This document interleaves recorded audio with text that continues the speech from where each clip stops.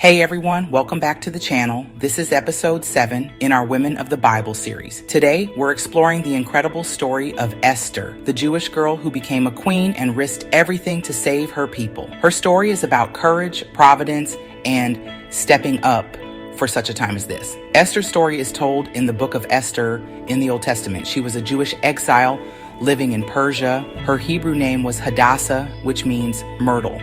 But she went by Esther, meaning star.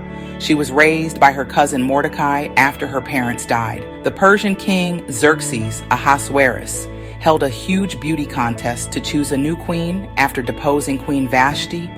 Esther was chosen for her beauty, grace, and favor, but she kept her Jewish identity secret, as Mordecai advised. From an orphaned exile to Queen of Persia, God positioned her for a purpose. Enter Haman, the king's powerful official. He hated Mordecai, who refused to bow to him. In revenge, Haman plotted to destroy all Jews in the empire. He convinced Xerxes to issue an edict of annihilation. This wasn't just personal, it was genocide. The edict was sealed, the date was set, the Jews were doomed. Mordecai sent word to Esther, begging her to intervene, but approaching the king uninvited was dangerous. Persian law meant she could be executed unless the king extended his golden scepter. Esther hesitated. She knew the risk. Mordecai's response is the turning point. Do not think that because you are in the king's house, you alone of all the Jews will escape.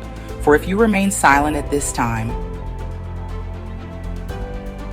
read section 4. Relief and deliverance for the Jews will arise from another place. And who knows but that you have come to your royal position for such a time as this.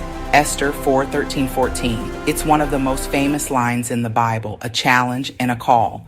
Esther replied with courage, "Go, gather all the Jews as fast for me. I will go to the king, even though it is against the law. And if I perish, I perish." She chose faith over fear. She asked for prayer and fasting. She didn't rush in recklessly. She sought God's favor. When she approached the king, he extended the scepter. She didn't immediately accuse Haman. She showed wisdom, inviting him and the king to banquets. She built trust, chose her moment carefully. At the second banquet, Esther finally revealed, "If I have found favor, let my life be spared and my people."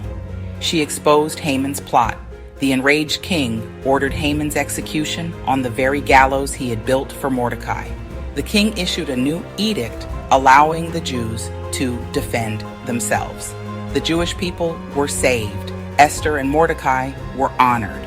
The Jews established the festival of Purim to celebrate this deliverance every year. Purim is still celebrated today, a testament to God's faithfulness and Esther's courage. So, what can we learn from Esther? God works through ordinary people. Esther was an orphan and exile. God placed her in a palace. Timing matters. She waited for the right moment to speak. Wisdom and patience are part of courage. Courage requires risk. She faced death to save others. True faith sometimes says, "If I perish, I perish." God's providence is real. God isn't named in the book of Esther, but he's everywhere in it. He orchestrates events behind the scenes. We're called for such a time as this. Your position, gifts, influence, they're not accidents. They're opportunities to serve God's purpose. Esther's story is for anyone wondering if God can use them. It's for those facing fear and uncertainty. It's a reminder that God is at work, even when we can't see him, and that our courage and obedience can change history. If this episode encouraged you, please give it a thumbs up, share it with someone who might need it, and subscribe so you don't miss the rest of the Women of the Bible series. Comment below, what stands out to you in Esther's story? How does it challenge or inspire you? Thanks for watching. Stay faithful. God bless you. See you next time as we keep exploring Women of the Bible.